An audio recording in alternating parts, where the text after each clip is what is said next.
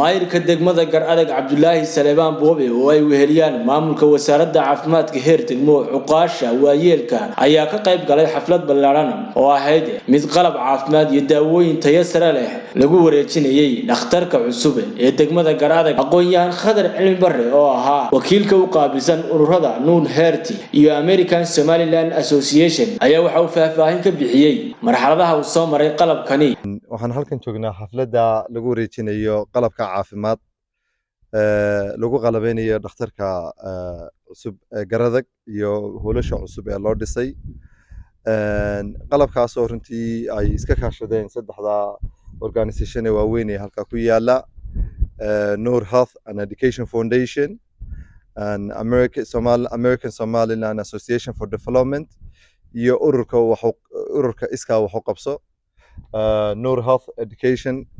Health and Education Foundation oo runtii ay dadaalkeeda muujiyeen Maxamuud Ismaaciil Barre iyo Maxamed Cilmi Barre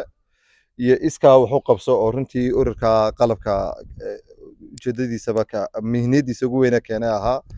oo ay ka mas'uul yihiin Xuseen Wadaad Yare iyo Abubakar Shahmad oo runtii si gaar ah iyagana aan ugu mahadnaqayno waxaan runtii mahadnaqooda aan marnaba iyagana la ilaawi karin ilaa maalintii waddanka yimaadeen sida weyn ee qiimaha leh ay uga qayb qaateen wasiirka caafimaadka wasiir Xasan iyo gudoomiye ku-xigeenka baarlamaanka Saciid Mire oo runtii ilaa iyo maalintii dekada yimaadeen ama ha noqoto cashir dhaaf loo sameynayo ama ha noqoto reeritaankeedii iyo alaabta keenitaankeedii Gar-adag ay ku keeneen waxa kale oo runtii mahadnaq weyn aan u soo jeedinaynaa maayirka magaalada Cabdullaahi oo runtii sida weyn uu alaabta uga dejiyay baabuurta u ilaaliyay ku samay in la isugu yimaado halka xafladan loogu qabto iyo dhammaan waxaan kaloo ku boorinaynaa wax kasta oo kale oo ay la qaban karaan magaalada runtii inta kaliya inaan lagu koobnaan ay maxay tahay iyaga laftigoodu soo dadaalaan oo wixii kale la qaban karaan ay la qabtaan insha Allah. Chief Caaqil Xeero maamulka wasaaradda caafimaadka mudanayaal gole deegaan iyo waayeel kale ayaa si isku mid ah uga mahad celiyay qalabkan caafimaad ee maanta lagu wareejiyay dhakhtarka cusub saddexda NGO Noor Foundation iyo American Somaliland Association iyo ururka iska xog qabso waa la qabaa saddexda urur waa aad ugu mahadnaqaya lixdan oday kale iyana maxaan ku raahdaa Maxamuud Ismaaciil Barre iyo Maxamed Cilmi Barre iyo ninka la yiraahdo Abubakar Shahmad iyo Xuseen Wadaad Yare gudoomiye ku-xigeenka baarlamaanka iyo wasiirka caafimaadka lixda oday ayaa si gaar ah ugu mahadnaqaya waxaana loo keenay qalab aan runtii dalkaba oolin Somaliland iyo ka yaala baytirsan gobol sanaga anaga ugu horeynay waa qalab aad iyo aad muhiim ah oo mahadnaqina dadkan loo keenay waxaan leeyahay jazakallahu khayr iyo inta waxaan ku darayaa wasaaradda caafimaadka ee degmada Gar-adag qalabka loo keenay waa qalabka aragteen maxaan ku raahdaa casriga ah in dadka u ilaalisaan cidii ku shaqeyn lahayd soo tababartaan iyo inta u sheegaya ragga odayaasha culus Xuseen Wadaad Yare sidoo kale Khadar Cilmi Barre Professor Khadar Cilmi Barre oo runtii intii uu maaragtay dalka yimi wax weyn ka qabtay degmada iyo maaragtay guud ahaanba dalka aad iyo aad baan ugu mahadnaqaynaa waxaan leenahay Ilaahay ha ku barakeeyo oo weli nala daba taagan horumarka degmada inuu ka shaqeeyo aad iyo aad baan ugu mahadnaqaynaa waxaan sidoo kale u mahadnaqaynaa oo la qabnaa gudoomiye ku-xigeenka koobaad ee golaha wakiilada oo iyaguna sida uu sheegay Professor Khadar qayb weyn ka ahaa waxaan insha Allah tacaala hadaan nahay bulshada degmada Gar-adag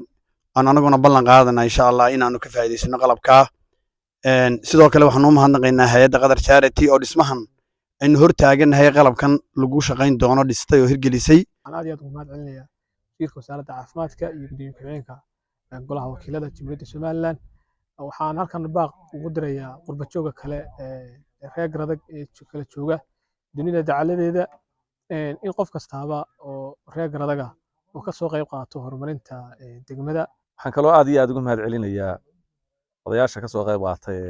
ragga hore xusay oo dhammaantooda lafdhabarkii deegaankan ka soo jeeday